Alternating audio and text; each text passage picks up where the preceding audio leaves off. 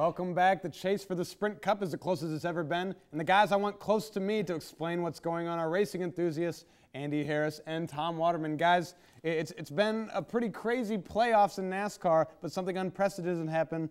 Jimmie Johnson has changed his pit crew for Jeff Gordon's. Andy, how does this help or hurt his chances? Oh, it helps him, hands down. It's unorthodox, so I can understand why it has its detractors. But the fact of the matter is, Jimmie Johnson's crew was simply not performing. Their average pit stop was over a half-second longer than Denny Hamlin's. That's equating to positions lost on the track. Andy, but this is like pulling the goalie late in the game. This is absolute risk of desperation at this point. I don't know how you can do this. I really don't know how this is going to work for Jimmie Johnson. It's gutsy, but Chad Canals, Jimmie Johnson's crew chief, he's never wrong. Well, guys, let's just say if Jimmie Johnson, if this does work out for him, and he wins his 5th straight championship, how does this rank in all-time sports history, Tom? It's really going to be unparalleled in sports, I think, because the pure fact that they're in contention for a 5th straight championship is amazing, because NASCAR is not an individual sport. It is a team sport, and the fact that you can have your team on the same page for that long is amazing. That guy likes NASCAR. No UCLA Bruins or anything. All right. It's easily the biggest accomplishment in NASCAR history. Previous record would be 3 by Cale Yarborough. I mean, this is unheard of. I would put it 3rd overall in the entire world of American sports. I would say only Coach John Wooden's UCLA Bruins and Bill Russell's Celtics are the only teams that have ever topped what Jimmie Johnson's 48 crew has accomplished. Yeah, I think there are some out there that could give a little rivalry. I'm not buying that's the best ever. But, guys, let's talk about this year, this chase. Denny Hamlin, Jimmie Johnson, seemingly head-to-head. Kevin Harvick sneaking around in the background. Andy, who do you have winning it all? You know, I'm not a wise man.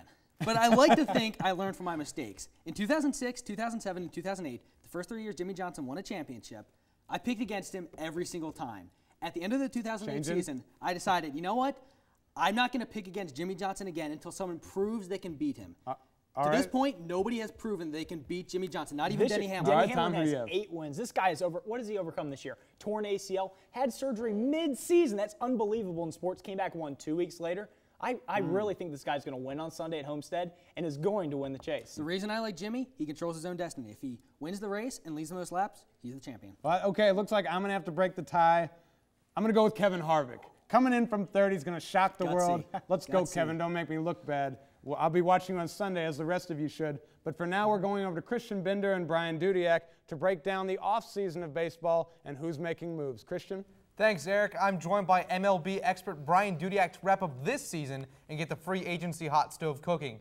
Now, Brian, they've already released all the player awards except for AL Cy Young and both MVPs. So I want to get your take. Who's going to win the MVP in both leagues? Starting in the National League, it's got to be Joey Votto. His team, he took that team and beat the better first baseman in the game, Albert Pujols. He beat him flat out. He was able to take his team farther than Albert Pujols was. They both had top numbers in the league.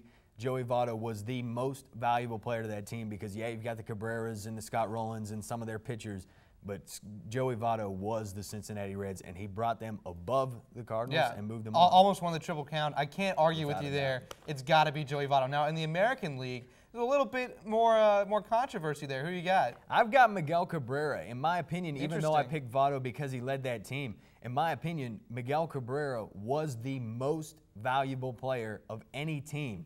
You look at, he was in the top 3 of just about every category with the exception of stolen bases, and we all know about his weight trouble. But, I mean, Miguel Cabrera dominated all year. He was by far I got to disagree the with best you player because on he that team. was so good, but as soon as the protection out of that lineup was gone, he didn't do anything, and people could just pitch around him. I'm going with Robinson Cano of the New York Yankees, and here's why. Because even though he has all those stars around him, particularly Alex Rodriguez and Mark Teixeira, those guys struggled mightily throughout the beginning part of the season, and Cano carried them hugely. That's true, but you've got the pitching, you've got the closer, the starting pitching, and you've got guys like Jeter and Posada that have been around. Right, but valuable in terms think of about most what valuable. What he did for that team. Now, for the Gold Gloves and the Silver Sluggers, there were some questionable choices. Who was your biggest snub? I was happy with the Gold Gloves, but the Silver Sluggers snuff was definitely Buster Posey. He was by far the best catcher in the game of baseball. The only guy that played that many games that had an above 300 average was Carlos Ruiz, and he didn't hit anything but get a few base hits here and there, didn't have as many at-bats.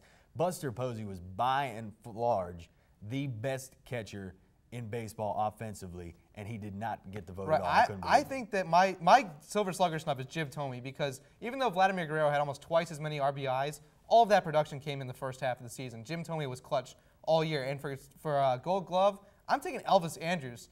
Look, Derek Jeter is just, he got it because of his name. Elvis Andrus played far better defense than him at short. Yeah, I agree. I mean, I've been pretty happy for the most part with the Gold Gloves. I'm glad that the Mariners got them because even though they lost, they still had good defense. But I think you're right. Derek Jeter's at the point in his career where he just kind of gets awards handed to him for no reason. I agree. Elvis Andrus was by far, I think, a better defender as well. I want to leave you with this. Which team is one good free agent away from making the playoffs next year? You heard about it all postseason, how the Giants stole Cody Ross away from the Padres, and look what Cody Ross did for the Giants. The Padres have one last shot with Adrian Gonzalez before they've already said they're going to get rid of him.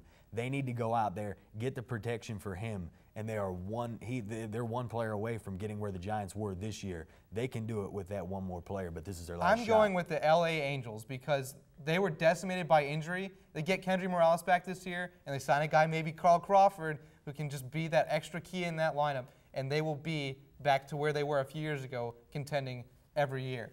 One last commercial break, but when one-on-one returns, Eric and I are going to go into the hurry-up offense. You won't want to miss this.